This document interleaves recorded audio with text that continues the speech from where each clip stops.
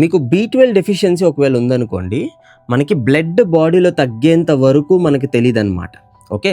కానీ దానికి ముందే మీకు బాడీ ఇచ్చే సిగ్నల్ కాళ్ళల్లో తిమ్మిర్లు రావటం, లేదా నోట్లో పొక్కులు రావటం, బాడీ వీక్గా ఉండటం. ఒకవేళ మీకు మెగ్నీషియం డెఫిషియన్సీ ఉందనుకుందాం, మీకు క్రాంప్స్ వచ్చే ముందే, అంటే బాడీలో క్రాంప్స్ వచ్చి మీరు డాక్టర్ దగ్గరికి వెళ్ళే ముందే మీకు బాడీ ఇచ్చే సిగ్నల్ నిద్ర పట్టకపోవడం, నిద్ర మీకు రావటం లేదు, రెస్ట్ఫుల్గా మీరు ఉండలేకపోతున్నారు అనుకుంటే మెగ్నీషియం డెఫిషియన్సీ ఉన్నట్టు. మీకు ఒకవేళ పొటాషియం డెఫిషియన్సీ ఉందనుకోండి, మజిల్స్ వీక్ అవ్వక ముందే బాడీ మీకు ఇచ్చే సిగ్నల్ గుండె గాబరాగా ఉండడం, అంటే హార్ట్ పల్పిటేషన్స్ రావడం, రైట్. ఇది ఉన్నా సరే మీరు పొటాషియం ఇంటేక్ని పెంచుకోవచ్చు.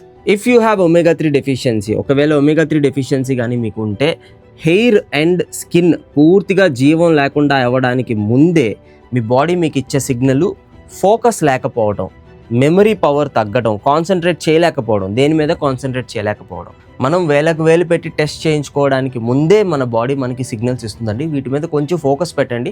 కంప్లీట్గా సిచ్యువేషన్ వర్స్ అయ్యేంత వరకు మనం పట్టించుకోము, అండ్ దెన్ ఆ తర్వాత మనకి మెడికేషన్ వాడాల్సి వస్తుంది. మీరు జాగ్రత్తగా అబ్జర్వ్ చేస్తే మీ బాడీనే మీకు ఈ సిగ్నల్స్ ఇస్తుందండి. వేలకు వేలు మీరు టెస్ట్ మీద ఖర్చు పెట్టాల్సిన అవసరం లేదు.